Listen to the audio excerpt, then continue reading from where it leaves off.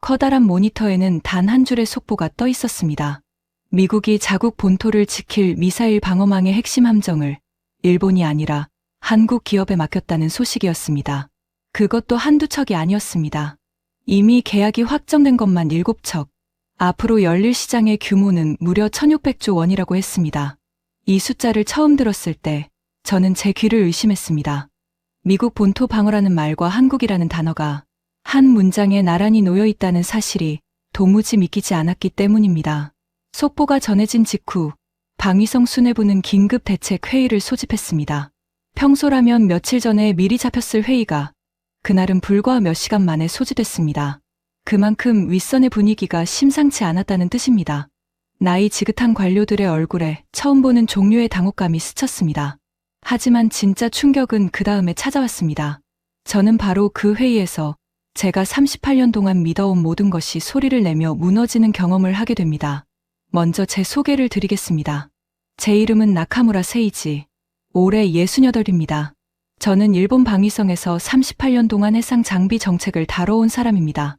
어떤 함정을 어느 조선소에서 만들지, 그 배에 어떤 장비를 실을지, 그 무거운 결정의 한복판에는 늘 제가 있었습니다. 미쓰비시와 가와사키가 만든 배들이 해상자위대에 깃발을 달고 바다로 나아갈 때마다 저는 남몰래 가슴이 벅차오르곤 했습니다. 그런 저에게 한국이라는 나라는 늘 한 수 아래였습니다. 아니, 솔직히 말하면 애초에 비교 대상이라고 생각조차 하지 않았습니다. 저는 배를 만드는 사람들의 세계를 누구보다 잘 안다고 자부했고 그 세계의 꼭대기에는 언제나 일본이 있다고 확신했습니다. 그 확신은 하루아침에 생긴 것이 아니었습니다. 제 아버지에게서 그리고 제 인생 전체에서 만들어진 것이었습니다. 그래서 저는 그날 회의실로 향하는 발걸음이 그리 무겁지 않았습니다. 오히려 조금은 우습다고 생각했습니다. 미국이 잠깐 한국에 배 몇 척을 맡겼다고 온 나라가 이렇게 호들갑을 떨어야 하나 싶었습니다. 저는 속으로 이렇게 되뇌었습니다. 어차피 값싼 상선이나 대충 만드는 하청 국가의 자비를 조금 넘긴 것뿐이겠지. 그 정도로 미국이 자기 안보의 심장을 넘길 리는 없다고 저는 조금의 의심도 없이 믿었습니다. 회의실 문을 열었을 때 안은 이미 무거운 공기로 가득 차 있었습니다. 열댓 명의 관료와 방산업계 인사들이 긴 테이블에 둘러앉아 있었고 창밖으로는 도쿄의 아침 햇살이 쏟아지고 있었습니다. 그런데 그 밝은 햇살과 어울리지 않게 사람들의 표정은 하나같이 어두웠습니다. 누군가는 서류를 뒤적였고 누군가는 팔짱을 낀 채 천장을 노려보고 있었습니다. 저는 자리에 앉으며 옆 사람에게 나직이 물었습니다. 대체 뭐가 그리 대단한 일이냐고 말입니다. 그러자 그 사람은 저를 잠시 쳐다보더니 아무 말 없이 제 앞으로 서류 한 장을 밀어주었습니다. 그 서류의 첫 줄을 읽는 순간 저는 방금 전까지 품고 있던 여유가 조금씩 사라지는 것을 느꼈습니다. 하지만 그때까지만 해도 저는 애써 태연한 척했습니다. 이 정도쯤이야 하고 말입니다. 그것이 얼마나 큰 착각이었는지 저는 아직 몰랐습니다. 제가 왜 그토록 한국을 낮게 봤는지 이해하시려면 먼저 제 아버지 이야기를 들려드려야 할 것 같습니다. 제 아버지는 평생을 조선소에서 보낸 분이었습니다. 배를 만드는 도크에서 무려 43년을 일했고 마지막에는 용접 반장으로 은퇴하셨습니다. 아버지의 손은 늘 거칠었고 손등에는 불꽃에 댄 흉터가 지도처럼 남아 있었습니다. 어린 시절 저는 그 흉터투성이 손이 조금 무섭기도 했지만 동시에 세상에서 가장 든든한 손이라고 생각했습니다. 아버지가 한창 일하던 시절 일본의 조선업은 그야말로 세계의 왕이었습니다. 지구 위를 떠다니는 커다란 배 3척 중 한 척은 일본에서 만들어졌다고 해도 과언이 아니던 시절이었습니다. 전 세계의 선주들이 배를 주문하러 일본으로 몰려들었고 우리 도크는 밤낮 없이 불꽃을 튀기며 돌아갔습니다. 아버지는 그 뜨거운 현장의 한복판에 서 있었던 사람이었습니다. 저녁 밥상에서 아버지는 종종 그 시절 이야기를 하셨습니다. 유럽에서 온 선주가 우리 배의 품질에 감탄하며 고개를 숙였다는 이야기. 미국의 큰 회사가 일본 조선소가 아니면 배를 맡기지 않겠다고 했다는 이야기. 그런 이야기를 할 때 아버지의 눈은 언제나 형형하게 빛났습니다. 저는 그 눈빛을 보며 자랐고 그 이야기들을 뼛속까지 새기며 자랐습니다. 그런데 아버지가 유독 자주 하시던 이야기가 하나 있었습니다. 바로 이웃나라 한국에 관한 것이었습니다. 어느 날 한국의 젊은 기술자들이 배 만드는 법을 배우겠다며 일본의 도크를 찾아온 적이 있었다고 합니다. 아버지는 그들에게 용접의 기초를 하나하나 가르쳐 주셨다고 했습니다. 아버지는 그 이야기를 하며 늘 이렇게 덧붙이셨습니다. 세이지, 한국이라는 나라는 우리 도크에서 걸음마를 배워간 애들이다. 그 아이들이 아무리 애를 써도 스승을 뛰어넘을 수는 없는 법이란다. 어린 저에게 그 말은 하나의 진리처럼 들렸습니다. 스승과 제자의 자리는 결코 바뀌지 않는다. 먼저 시작한 자가 늘 앞서간다. 저는 그렇게 믿었습니다. 그리고 그 믿음은 제가 방위성에 들어가 함정을 다루는 일을 하게 되면서 더욱 단단해졌습니다. 제가 다뤄온 배들은 평범한 배가 아니었습니다. 나라를 지키는 군함이었습니다. 저는 늘 이렇게 생각했습니다. 값싼 상선이야 누구나 흉내낼 수 있다. 하지만 나라의 운명을 짊어진 군함은 아무나 만드는 것이 아니다. 거기에는 수십 년 쌓인 기술과 돈으로도 살 수 없는 신뢰가 필요하다. 그리고 그 기술과 신뢰를 가진 나라는 이 바다에서 오직 미국과 일본뿐이라고 말입니다. 그래서 제 마음속에는 한국을 향한 세 가지 굳은 편견이 자리 잡고 있었습니다. 첫째, 한국의 조선은 결국 일본을 베낀 후발주자에 불과하다는 것이었습니다. 값싼 상선이나 대량으로 찍어내는 하청 국가이지 미국의 국가안보가 걸린 함정 같은 것은 절대로 맡을 수 없다고 저는 확신했습니다. 아버지가 걸음마를 가르쳐 준 그 아이들이 이제 와서 스승의 영역을 넘본다는 것 자체가 어불성설이라고 생각했습니다. 둘째, 미국과 일본의 동맹은 무려 70년이라는 것이었습니다. 그 오랜 세월 동안 미국은 일본을 아시아의 가장 중요한 파트너로 여겨왔습니다. 그럼 미국이 자기 나라의 안보에서 가장 예민한 부분을 한국 같은 나라에 넘겨줄 리가 없었습니다. 미국이 아시아에서 정말로 믿는 나라는 오직 일본뿐이라고 저는 한치의 의심도 없이 믿었습니다. 셋째, 미사일을 추적하고 계측하는 특수한 함정은 그 기술과 보안의 장벽이 너무나 높다는 것이었습니다. 이런 배는 그저 강철을 이어붙인다고 만들어지는 것이 아니었습니다. 하늘을 나는 미사일의 궤적을 실시간으로 줬고 그 데이터를 분석하는 그야말로 바다 위의 두뇌 같은 존재였습니다. 저는 솔직히 이런 생각까지 했습니다. 한국은 이웃 나라가 미사일을 쏴도 그 사실을 남들보다 늦게 발표하던 나라가 아니던가. 그런 나라가 이런 첨단 함정을 다룰 자격이 있을 리 없다고 말입니다. 이 세 가지 편견은 저에게 편견이 아니라 상식이었습니다. 저뿐만 아니라 방위성의 거의 모든 사람이 그리고 일본의 방산업계 전체가 그렇게 생각했습니다. 우리는 우리가 가진 자리에 익숙했고 그 자리가 영원할 것이라고 조금도 의심하지 않았습니다. 바로 그것이 제 인생에서 가장 뼈아픈 실수의 시작이었습니다. 하지만 그날 아침에 저는 여전히 아버지가 물려준 그 오래된 신념 위에 편안히 앉아 있었습니다. 회의가 본격적으로 시작되자 방위성의 한 고위 인사가 무거운 목소리로 상황을 설명하기 시작했습니다. 미국이 추진하는 거대한 본토 방어 계획이 있고 그 계획의 핵심을 떠받칠 특수한 함정들의 건조를 미국이 한국의 한화라는 기업에 맡기기로 했다는 것이었습니다. 이미 확정된 것만 7척이고 첫 계약 규모만 해도 4조 2천억 원에 달한다고 했습니다.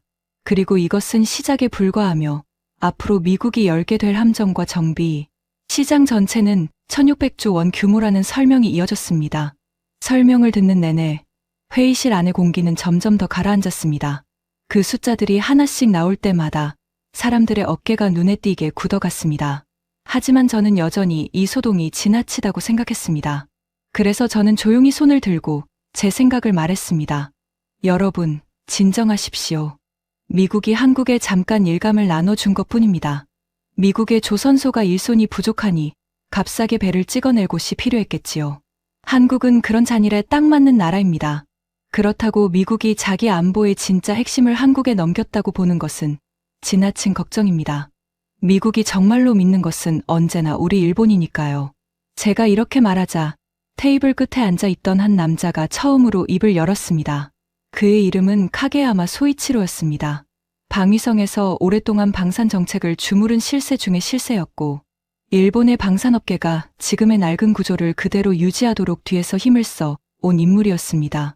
나이는 저보다 몇 살 위였고 늘 값비싼 양복을 빈틈없이 차려입고 다녔습니다. 그리고 저는 오래전부터 이 남자를 그리 좋아하지 않았습니다. 카게야마는 의자에 깊숙이 기대앉은 채 입가에 비웃음을 머금고 저를 바라봤습니다. 그러고는 콧방귀를 뀌며 이렇게 말했습니다. 나카무라 씨 말이 100번 옳습니다. 여러분, 이게 무슨 대단한 일이라고 이 소란입니까? 한국이 미국 배 몇 척 만드는 게 뭐 그리 대수입니까? 어차피 강철이나 이어붙이는 하청 아닙니까? 그는 손가락으로 테이블을 톡톡 두드리며 말을 이었습니다. 미국이 진짜 중요한 기술을 한국 따위에 줄 것 같습니까? 웃기는 소리입니다. 저들은 평생 우리 발밑에 있을 나라입니다. 솔직히 그 순간 저는 카게야마의 말에 동의했습니다. 하지만 그가 말하는 방식은 어딘가 불쾌했습니다. 그는 한국을 낮춰보는 것이 아니라 그저 자기 자리를 지키기 위해 눈을 감고 있는 사람처럼 보였습니다. 그는 이 회의가 빨리 끝나기만을 바라는 듯했고 무언가를 진지하게 들여다볼 생각이 조금도 없어 보였습니다. 그는 창밖을 흘끗 보더니 이런 회의에 자기 시간을 뺏기는 게 아깝다는 표정을 노골적으로 드러냈습니다. 바로 그때 회의를 주재하던 고위 인사가 저를 지목했습니다. 나카무라 씨, 당신은 우리 방위성에서 함정 문제를 가장 오래 다뤄온 사람입니다. 당신이 직접 이번 일을 처음부터 끝까지 분석해 주십시오. 미국의 이번 결정이 우리 일본의 해양방위 산업에 실제로 어떤 영향을 미치는지 냉정하게 보고서를 올려주십시오. 그것도 최대한 빨리 말입니다. 저는 그 지시를 받고 속으로 조금 귀찮았습니다. 이미 답이 뻔한 문제를 굳이 며칠씩 붙잡고 있어야 한다는 게 시간 낭비처럼 느껴졌기 때문입니다. 하지만 겉으로는 무겁게 고개를 끄덕였습니다. 알겠습니다. 사흘 안에 정리해서 올리겠습니다. 어차피 큰일이 아니라는 것을 숫자로 증명해 보이면 될 일이니까요. 카게야마가 자리에서 일어나며 제 어깨를 툭 치고 지나갔습니다. 그러면서 조롱하듯 한마디를 던졌습니다. 나카무라 씨, 너무 열심히 하지 마세요. 별것도 아닌 걸 붙잡고 밤새우다 몸 상합니다. 그 말투에는 저를 은근히 무시하는 기색이 배어 있었습니다. 저는 아무 대꾸도 하지 않았지만 마음 한구석이 서늘해지는 것을 느꼈습니다. 그날 저녁, 저는 텅 빈 사무실에 홀로 남아 자료를 펼쳤습니다. 창밖은 이미 어두워져 있었고 도쿄의 불빛들이 하나둘 켜지고 있었습니다. 저는 커피를 한 잔 내리고 미국과 한국 사이에 오간 이번 계약의 실체를 하나하나 들여다보기 시작했습니다. 예상대로라면 그저 값싼 하청 계약의 흔적들이 나와야 했습니다. 하지만 자료를 읽어 내려가던 저의 손이 어느 한 대목에서 멈췄습니다. 한화는 미국에 배를 만들어 수출한 것이 아니었습니다. 그들은 아예 미국의 조선소 하나를 통째로 사들여 미국 땅 위에서 미국 노동자들과 함께 배를 짓고 있었습니다. 필리 조선소. 저는 그 이름을 소리내어 읽어보았습니다. 한국 기업이 미국 조선소를 직접 인수한다는 발상 자체가 제 머릿속에는 아예 없던 그림이었습니다. 저는 잠시 서류에서 눈을 떼고 어두운 창밖을 바라봤습니다. 그리고 저도 모르게 이런 생각이 흘러나왔습니다. 어라, 이건 예상 못했는데 왜 우리 일본은 이런 생각을 한 번도 하지 못했을까? 그 작은 의문이 앞으로 제 모든 확신을 뒤흔들게 될 균열의 첫 번째 금이었습니다. 그리고 그날 밤, 저는 그 사실을 전혀 알지 못한 채 다시 서류의 다음 장을 넘겼습니다. 그날 밤, 저는 결국 사무실 소파에서 새우잠을 자고 말았습니다. 눈을 떴을 때 창밖은 이미 희뿌옇게 밝아오고 있었고 책상 위에는 밤새 뒤적인 서류가 어지럽게 흩어져 있었습니다.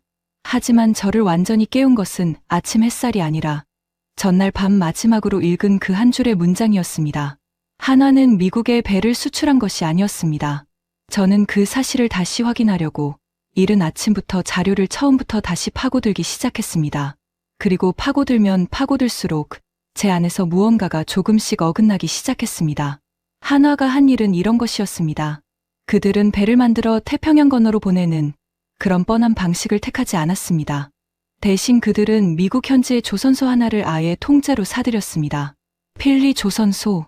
1억 달러가 넘는 돈을 들여 미국 땅에 있는 조선소를 직접 손에 넣은 것입니다. 그리고 그곳에서 미국 노동자들을 고용하고 미국의 부품과 공급망을 그대로 활용해 미국 땅 위에서 배를 짓기 시작했습니다. 이게 무슨 의미인지 저는 한참 뒤에야 깨달았습니다. 겉으로 보면 분명 한국 기업입니다. 하지만 미국 정부의 눈으로 보면 이것은 미국 조선소가 미국 땅에서 미국 사람의 손으로 만드는 미국 배입니다. 미국은 원래 군함만큼은 반드시 자국에서 만들어야 한다는 원칙을 고집해 온 나라입니다. 그런데 한화는 그 까다로운 원칙의 담장을 뛰어넘은 것이 아니라 아예 담장 안으로 걸어 들어가 버린 것입니다. 저는 의자에 등을 기댄 채 한동안 멍하니 천장을 바라봤습니다. 그리고 문득 등골이 서늘해지는 질문 하나가 떠올랐습니다. 왜 우리 일본은 이 생각을 하지 못했을까? 우리 일본에도 미쓰비시가 있고 가와사키가 있습니다. 세계가 인정하는 훌륭한 조선 기업들입니다. 그런데 우리는 늘 우리 앞바다에서 우리 자위대의 배만 만들어 왔습니다. 미국과는 기술을 나누고 장비를 파는 정도에서 멈췄습니다. 미국 조선 산업의 안으로 직접 걸어 들어가 그 심장부에서 미국 정부의 배를 연이어 짓는다는 발상. 그것은 우리 머릿속에 아예 존재하지 않던 그림이었습니다. 한국은 문을 두드린 것이 아니었습니다. 문을 열고 안으로 들어가 그 집의 안방에 자리를 잡은 것이었습니다. 하지만 저는 애써 고개를 저었습니다. 그래, 조선소 하나 샀다고 다 되는 게 아니지. 미국이 정말로 중요한 배를 그 조선소에 맡길 리 없어. 어차피 값싼 상선이나 만들다 끝나겠지. 저는 그렇게 스스로를 다독이며 다시 다음 자료를 펼쳤습니다. 그런데 바로 그 다음 장에서 저는 두 번째 충격과 마주하게 됩니다. 다음 장의 제목을 본 순간 저는 커피잔을 내려놓는 것도 잊었습니다. 한화가 인수한 그 필리 조선소가 이미 미국의 국가안보와 직결된 선박을 만들고 있다는 내용이었습니다. 그것도 한두 척이 아니라 6척. 미국 정부가 직접 발주한 국가안보, 다목적선이라는 배였습니다. 처음에 저는 이것이 그리 대단한 배가 아니라고 믿고 싶었습니다. 그저 이름만 그럴듯한 배겠지 하고 말입니다. 하지만 자료를 더 읽어 내려가면서 그 바람은 산산이 부서졌습니다. 이 배들은 명목뿐인 배가 아니었습니다. 미국 정부는 이 6척을 발주하는 과정에서 필리, 조선소가 정말로 이런 배를 만들 능력이 있는지를 하나하나 시험했습니다. 생산 라인은 제대로 돌아가는지, 공급망은 안정적인지, 그리고 무엇보다 나라의 기밀을 다룰 만한 보안 능력을 갖추었는지, 미국은 이 모든 것을 꼼꼼히 검증했고, 한화가 세운 그 조선소는 그 검증을 당당히 통과했습니다. 저는 이 대목에서 잠시 숨을 골라야 했습니다. 검증을 통과했다는 말이 무엇을 뜻하는지 저는 누구보다 잘 알았기 때문입니다. 미국이 어떤 조선소에 국가 선박을 맡긴다는 것은 단순히 배를 잘 만드느냐의 문제가 아닙니다. 그것은 이 조선소를 믿을 수 있느냐, 이곳의 나라의 안보를 걸어도 되느냐의 문제입니다. 그리고 미국은 한화가 만든 그 조선소에 그 신뢰를 주기 시작한 것입니다. 제 머릿속에서 첫 번째 편견이 소리 없이 금이 가기 시작했습니다. 한국은 값싼 상선이나 만드는 하청 국가라던 그 믿음이 말입니다. 6척의 국가안보 선박.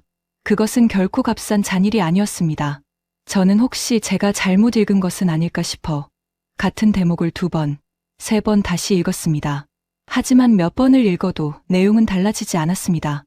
미국은 이미 한화의 조선소를 자국 국가안보의 파트너로 받아들이기 시작했고 그 첫 시험을 한국은 이미 통과한 상태였습니다. 그때 저는 아버지의 목소리를 떠올렸습니다. 한국은 우리 도크에서 걸음마를 배워간 애들이다. 그 아이들이 스승을 뛰어넘을 수는 없다. 저는 그 말을 평생 믿어왔습니다. 하지만 지금 제 눈앞의 자료는 그 걸음마를 배웠다던 아이들이 태평양 건너 미국의 안방에서 나라의 배를 짓고 있다고 말하고 있었습니다. 저는 창밖을 바라봤습니다. 아침 해가 완전히 떠올라 도쿄의 빌딩 숲을 환하게 비추고 있었습니다. 하지만 제 마음속은 오히려 점점 더 어두워지고 있었습니다. 그리고 저는 이 배들이 대체 어떤 배인지 그 정체를 끝까지 확인해 봐야겠다고 마음먹었습니다. 그것이 제 인생에서 가장 하지 말았어야 할 결심이었는지도 모릅니다. 왜냐하면 바로 그 다음에 제 자존심을 정통으로 무너뜨리는 사실이 저를 기다리고 있었기 때문입니다. 한화가 미국을 위해 만들게 된 배들의 정체를 확인한 순간 저는 자리에서 벌떡 일어나고 말았습니다. 그 배는 그저 물자를 실어 나르는 배가 아니었습니다. 미국이 자국 본토를 지키기 위해 만드는 거대한 미사일 방어망. 그 방어망의 눈이자 두뇌 역할을 하는 특수한 함정이었습니다. 하늘로 날아오르는 미사일의 궤적을 실시간으로 추적하고 그 신호를 낱낱이 수집하며 요격이 성공했는지까지 분석하는 배. 말하자면 바다 위를 떠다니는 거대한 관제 센터였습니다. 저는 이런 배가 얼마나 만들기 어려운지 누구보다 잘 알았습니다. 이것은 강철을 잘 이어붙인다고 되는 배가 아니었습니다. 거대한 레이더와 정밀한 통신 장비, 그리고 그것을 다룰 고도의 기술과 보안이 필요한 그야말로 최고 난도의 함정이었습니다. 그런데 바로 그 순간 제 등골을 타고 서늘한 것이 흘러내렸습니다. 한 가지 사실이 제 머리를 강하게 후려쳤기 때문입니다. 우리 일본에는 이런 배가 없습니다. 저는 그 사실을 인정하기가 너무나 힘들었습니다. 하지만 그것은 부정할 수 없는 진실이었습니다. 우리의 상자위대에도 미사일을 탐지하고 추적하는 훌륭한 이지스함이 있습니다. 하지만 이렇게 미사일의 궤적을 전문적으로 추적하고 계측하는 것만을 위해 만들어진 함정. 그런 배를 우리는 가지고 있지 않았습니다. 미국은 자기조차 급할 때 손을 벌릴 만한 그 귀한 함정의 건조를 일본이 아니라 한국에 맡긴 것입니다. 정작 그 배를 가지지도 못한 일본을 건너뛰고 말입니다.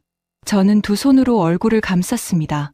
심장이 쿵 하고 내려앉는 것 같았습니다.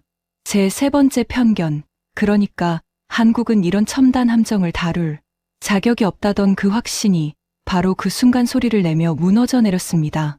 자격이 없는 것은 한국이 아니었습니다. 그 배조차 가지지 못한 것은 오히려 우리 일본이었습니다. 미국이 한국에 이런 배를 맡겼다는 것은 미국이 한국을 그저 값싼 하청업체로 보지 않는다는 뜻이었습니다. 이 기술을 다룰 자격이 있다고, 이 나라라면 믿어도 된다고 미국이 판단했다는 뜻이었습니다. 저는 한동안 아무것도 하지 못하고 그 자리에 앉아 있었습니다. 창밖에서는 도쿄의 하루가 아무 일 없다는 듯 시작되고 있었지만 제 안에서는 38년 동안 쌓아온 무언가가 조금씩 허물어지고 있었습니다. 하지만 이 무너짐은 아직 시작에 불과했습니다. 그날 밤, 집으로 돌아온 저는 오래된 상자 하나를 꺼냈습니다. 그 안에는 돌아가신 아버지의 유품이 들어 있었습니다. 낡은 작업 수첩, 빛바랜 사진 몇 장, 그리고 아버지가 마지막까지 끼고 계시던 두꺼운 용접 장갑. 저는 그 거친 장갑을 손에 쥐고 한참을 말없이 앉아 있었습니다. 문득 아주 오래된 기억 하나가 떠올랐습니다. 제가 아직 젊은 관료였던 시절의 일입니다. 그 무렵 한국의 한 조선소에서 사람들이 일본을 찾아온 적이 있었습니다. 그들은 우리에게 함께 일해보자고, 기술을 나누고 협력해보자고 손을 내밀었습니다. 하지만 그때의 저는 그 손을 잡기는커녕 코웃음을 쳤습니다. 저는 그들에게 이렇게 말했습니다. 우리 일본이 당신들에게서 배울 것은 아무것도 없습니다. 그러고는 그들을 문 밖으로 돌려보냈습니다. 사실상 문전박대였습니다. 그때 그들의 얼굴에 스쳤던 표정을 저는 오랫동안 잊고 있었습니다. 하지만 그날 밤 아버지의 장갑을 손에 쥔 채 저는 그 얼굴들을 다시 떠올렸습니다. 그들은 화를 내지 않았습니다. 그저 조용히 고개를 숙이고 돌아섰을 뿐입니다.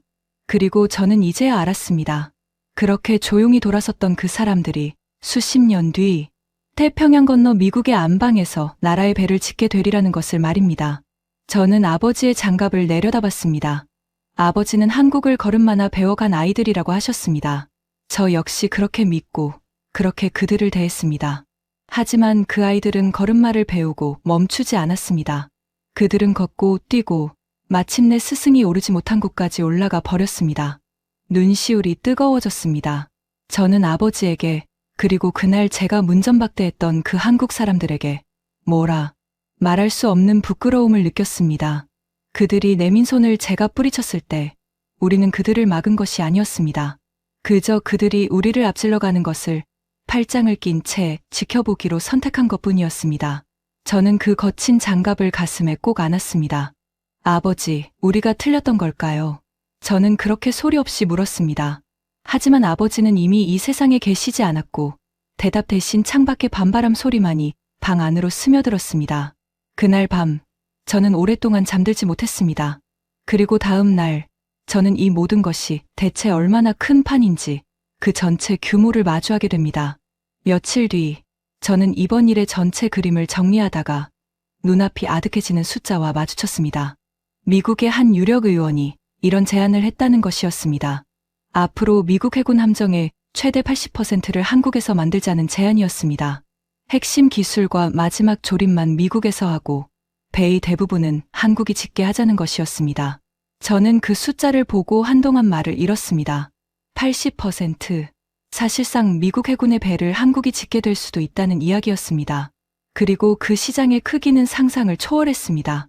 앞으로 열릴 미국의 함정 건조와 정비 시장 전체는 무려 1600조 원 규모라고 했습니다.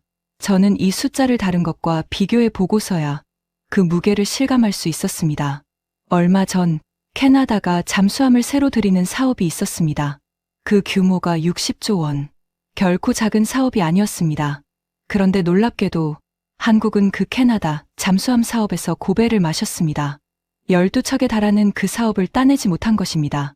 그 소식이 전해졌을 때 솔직히 저는 속으로 조금 고소하게 여겼습니다. 그럼 그렇지.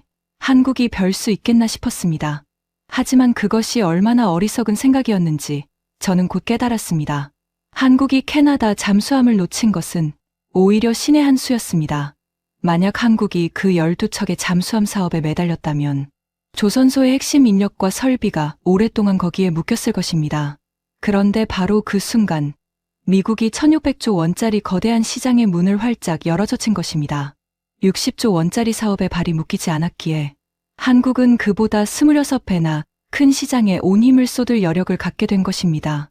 캐나다는 지금 어떤 심정일까요? 한국을 떨어뜨렸다고 여겼던 그들은 정작 한국이 훨씬 더 큰 미국의 안방을 차지하는 것을 두 눈으로 지켜보게 되었습니다. 떨어진 쪽은 한국이 아니라 어쩌면 캐나다였는지도 모릅니다.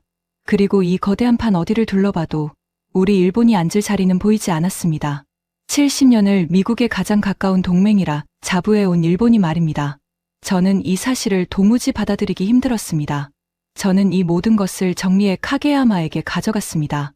하지만 그는 제 보고서를 훑어보더니 코웃음을 치며 그것을 책상 위로 툭 던졌습니다.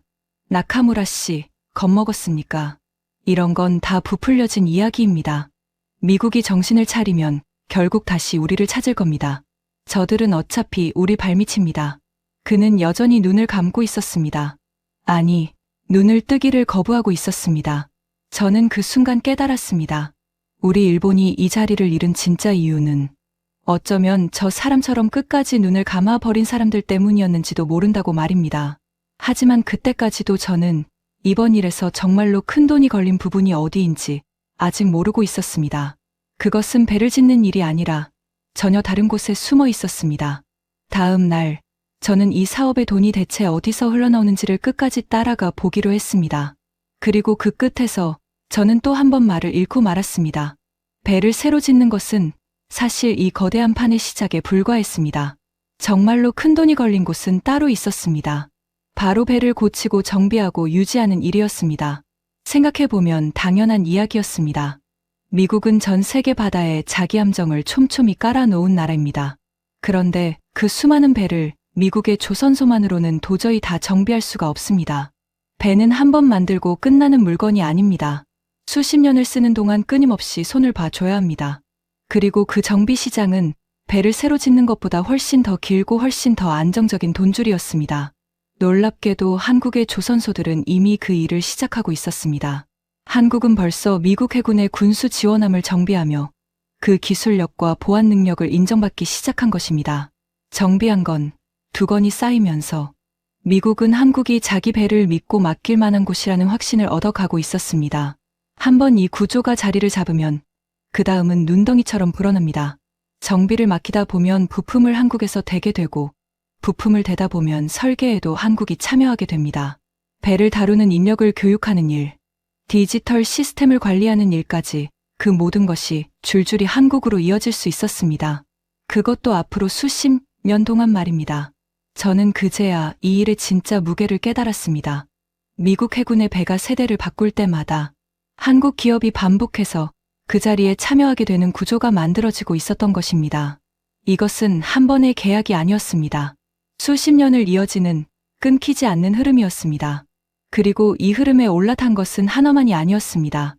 HD현대 역시 미국의 대형 기업과 손을 잡고 배를 함께 짓고 블록을 만드는 길을 열어가고 있었습니다. 한국은 어느 한 기업의 힘으로 밀고 들어간 것이 아니었습니다. 나라 전체가 조선이라는 이름으로 미국의 안방에 자리를 잡아가고 있었던 것입니다. 저는 서류를 덮고 눈을 질끈 감았습니다. 우리 일본이 잃은 것은 배 몇 척이 아니었습니다. 앞으로 수십 년 동안 이어질 거대한 흐름 전체를 통째로 놓쳐버린 것이었습니다. 그리고 그 사실이 제 가슴을 무겁게 짓눌렀습니다.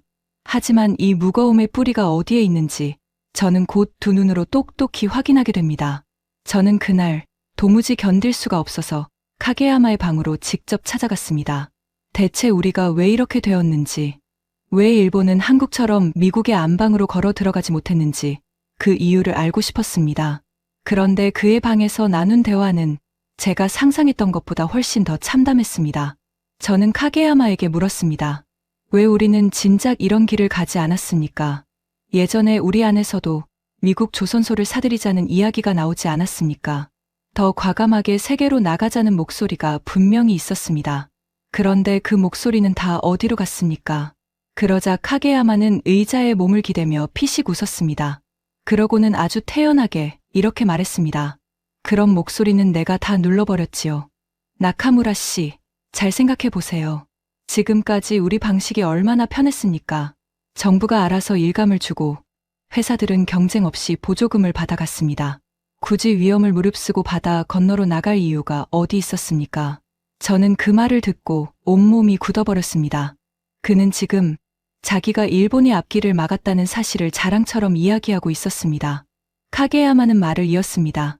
몇 년 전 우리 산업이 이대로 가면 한국에 따라잡힌다는 보고서가 하나 올라온 적이 있었습니다. 젊은 친구 하나가 목숨 걸고 쓴 보고서였지요. 그런데 그 보고서를 어떻게 했는지 아십니까? 내가 조용히 서랍 속에 묻어버렸습니다. 그 친구는 얼마 못 가 자리에서 밀려났고요. 그런 소리가 위로 올라가면 지금 편하게 돈 버는 사람들이 불편해지니까요. 저는 그 순간 화가 치밀어 오르는 것을 넘어 소름이 돋았습니다. 우리가 이 자리를 잃은 것은 한국이 대단해서가 아니었습니다. 아니, 한국이 대단한 것도 맞습니다. 하지만 우리 쪽에는 나라가 뒤처지는 것을 뻔히 보면서도 자기 입속을 위해 눈을 감아버린 사람이 있었던 것입니다. 그것도 힘 있는 자리에 앉아서 말입니다. 저는 떨리는 목소리로 물었습니다. 지금 이 상황을 보고도 정말 아무 후회가 없으십니까? 그러자 카게야마는 조금도 흔들리지 않고 저를 똑바로 쳐다봤습니다. 후회요? 나는 내가 옳았다고 생각합니다.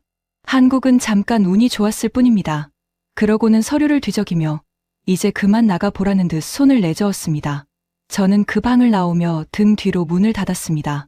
그리고 복도에 서서 한참을 움직이지 못했습니다. 나라를 이 지경으로 만든 사람이 여전히 저렇게 당당하다는 사실이 저를 무엇보다 힘들게 했습니다. 그는 끝까지 자기 자신만을 지키는 사람이었습니다. 그때 저는 마음속으로 조용히 결심했습니다. 적어도 나만큼은 저렇게 눈을 감은 채로 남은 생을 보내지는 않겠다고 말입니다. 그리고 바로 그 무렵 저는 이 모든 흐름이 일본만의 문제가 아니라는 것을 알게 됩니다. 며칠이 지나자 이번에는 전혀 다른 곳에서 소식이 들려오기 시작했습니다. 유럽에서, 중동에서, 그리고 저 멀리 호주에서까지 한국의 조선소로 문의가 쏟아지고 있다는 것이었습니다. 저는 처음에 그것이 우연이라고 생각했습니다. 하지만 그 이유를 알고 나서 저는 다시 한번 고개를 떨굴 수밖에 없었습니다. 이유는 단 하나였습니다. 한국이 미국의 국가안보 선박을 지었다는 그 실적 때문이었습니다. 생각해보면 이것은 무서운 이야기였습니다. 세계에서 가장 까다롭고 가장 의심이 많고 가장 높은 기준을 요구하는 손님이 바로 미국입니다.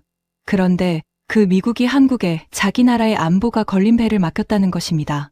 이 사실 하나가 다른 모든 나라에게는 이런 신호로 읽혔습니다. 저 까다로운 미국조차 믿고 맡겼다면 우리도 믿어도 되겠구나. 그래서 세계가 한국의 줄을 서기 시작한 것입니다. 미국이라는 가장 높은 산을 넘은 순간 한국은 미국 시장만 얻은 것이 아니었습니다. 전 세계 함정시장 전체에서 가장 믿을 만한 나라라는 이름표를 얻은 것입니다. 저는 이 대목에서 제가 얼마나 좁은 눈으로 세상을 봐왔는지를 뼈저리게 느꼈습니다. 저는 그동안 한국이 미국 배 몇 척을 짓는 문제로만 생각했습니다. 하지만 이것은 그런 작은 이야기가 아니었습니다.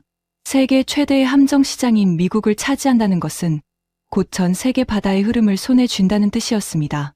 그렇게 되면 일본은 미국 시장만 잃는 것이 아니었습니다.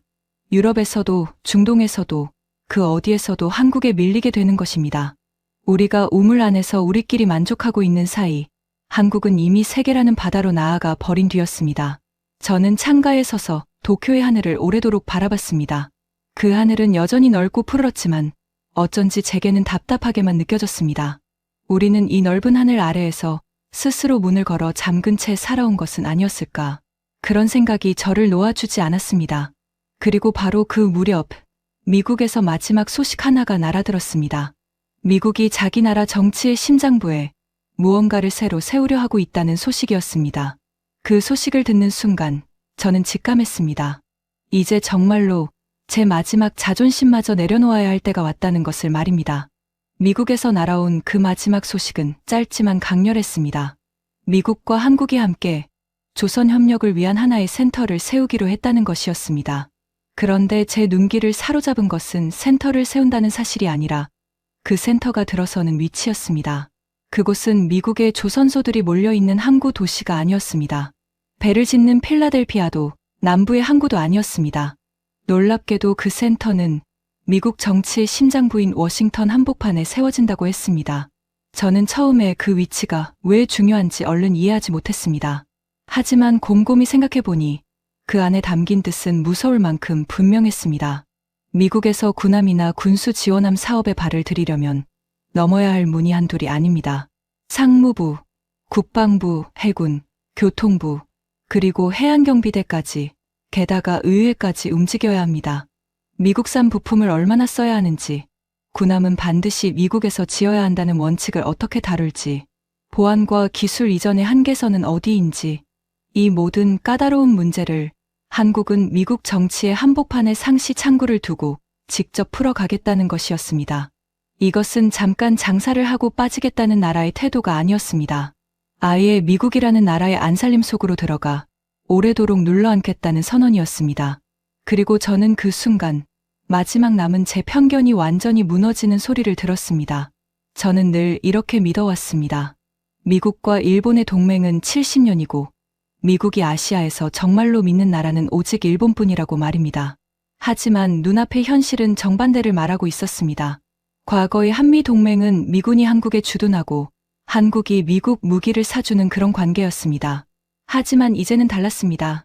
두 나라는 함께 배를 짓고 함께 조선소를 세우고 함께 공급망을 만들어가는 산업의 동반자가 되어 가고 있었습니다. 미국의 해군력과 바닷길이 한국의 조선 능력에 기대게 될수록 한국이라는 나라의 가치는 점점 더 높아질 수밖에 없었습니다. 미국은 이제 한국을 단순한 무기 구매국으로도 값싼 하청 업체로도 보지 않았습니다. 미국은 한국을 자기 나라가 바다의 패권을 지키는데 반드시 필요한 핵심 동맹으로 받아들이기 시작한 것입니다. 저는 서류를 든 손이 떨리는 것을 느꼈습니다. 70년을 미국 곁을 지켰다고 자부해 온 일본이 정작 미국의 미래가 걸린 그 바다에서 한국에게 자리를 내주고 있었습니다. 저는 더 이상 이 사실을 부정할 수 없었습니다. 아니, 부정하고 싶지도 않았습니다. 틀린 것은 한국이 아니었습니다. 틀린 것은 처음부터 저였습니다. 워싱턴의 소식이 방위성에 전해지자 이제는 아무도 이 흐름을 외면할 수 없게 되었습니다. 그동안 별일 아니라며 손을 내줬던 사람들도 하나둘 입을 다물기 시작했습니다. 회의실의 공기가 완전히 달라졌습니다. 조롱과 비웃음으로 가득했던 그 자리는 이제 무거운 침묵으로 채워졌습니다. 그리고 바로 그 무렵 오래도록 묻혀있던 한 가지 진실이 세상 밖으로 나왔습니다. 몇 년 전 일본이 이대로 가면 한국에 따라잡힌다고 경고했던 그 보고서. 카게야마가 서랍 속에 조용히 묻어버렸던 바로 그 보고서의 존재가 결국 드러나고 만 것입니다. 그 보고서를 썼다가 자리에서 밀려났던 젊은 관료의 이름도 다시 사람들의 입에 오르내렸습니다. 만약 그때 그 경고에 귀를 기울였다면 지금 우리가 이 자리에 서 있지 않았을지도 모른다는 이야기가 방위성 안에 조용히 퍼져나갔습니다. 카게야마는 결국 자기 자리에서 물러나게 되었습니다. 그토록 오래 지켜온 그 힘 있는 자리에서 그는 떠밀리듯 밀려났습니다. 하지만 그는 끝까지 자기 잘못을 인정하지 않았습니다. 저는 그가 짐을 챙겨 나가던 날 복도에서 그와 마주쳤습니다. 저는 그에게 아무 말도 하지 않았습니다. 하지만 그는 저를 보더니 여전히 비웃음을 머금은 채 이렇게 내뱉었습니다. 다들 호들갑이군요. 한국은 그저 운이 좋았을 뿐입니다. 두고 보십시오. 결국 미국은 다시 우리를 찾을 겁니다. 그 말을 남기고 그는 뒤도 돌아보지 않고 복도를 걸어 나갔습니다. 나라가 이렇게 뒤처지는 동안 자기 입속만 챙겼던 사람이 끝의 끝까지 눈을 감은 채 떠나가는 뒷모습이었습니다. 저는 그 뒷모습을 바라보며 이상하게도 통쾌함보다 서늘함을 느꼈습니다. 그의 최후는 누가 벌을 내려서가 아니라 스스로 눈을 감았기 때문에 찾아온 것이었습니다. 세상이 이렇게 크게 바뀌는 순간에도 그는 끝내 그 변화를 보지 못했습니다. 아니, 보려 하지 않았습니다. 그것이야말로 그가 받은 가장 큰 벌이었습니다. 저는 텅 빈 그의 방을 잠시 바라봤습니다. 그리고 조용히 다짐했습니다. 나는 절대로 저렇게 눈을 감은 채 남은 생을 보내지 않겠다고 말입니다. 이제 저는 제가 무엇을 해야 하는지 분명히 알고 있었습니다. 며칠 뒤 저는 방위성에 올릴 보고서를 다시 썼습니다. 이번에는 별일 아니라는 그 뻔한 보고서가 아니었습니다. 저는 있는 그대로의 진실을 적었습니다. 일본이 이 자리를 잃은 것은 한국이 운이 좋아서가 아니라 우리가 스스로 문을 걸어 잠갔기 때문이라고 말입니다. 그리고 한국이 세계를 얻은 것은 그들이 두려움을 무릅쓰고 아무도 열지 않던 문을 열어젖혔기 때문이라고 말입니다. 보고서를 다 쓴 그날, 저는 아버지가 잠들어 계신 곳을 찾아갔습니다. 저는 아버지의 낡은 용접 장갑을 손에 들고 오래도록 그 앞에 서 있었습니다. 그리고 나직이 말을 건넸습니다. 아버지, 아버지는 늘 한국이 우리 도크에서 걸음마를 배워간 아이들이라고 하셨지요. 그 말씀은 맞았습니다. 그 아이들은 분명 우리에게서 배웠습니다. 하지만 아버지, 그 아이들은 걸음마를 배우고 멈추지 않았습니다. 그들은 걷고 뛰고 마침내 스승이 오르지 못한 곳까지 올라갔습니다. 이제는 저 넓은 태평양 건너 세계에서 가장 강한 나라의 안방에서 그 나라의 배를 짓고 있습니다. 저는 목이 메어왔습니다. 하지만 저는 말을 이었습니다. 아버지, 저는 이제야 깨달았습니다. 제자에게 뒤처지는 것은 부끄러운 일이 아닙니다. 정말로 부끄러운 것은 제자가 앞서가는 것을 뻔히 보면서도 끝까지 눈을 감아버리는 것입니다.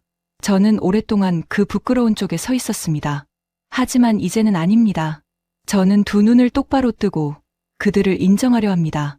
한국은 지난 40년 동안 세계 조선의 정상을 지켜온 나라입니다.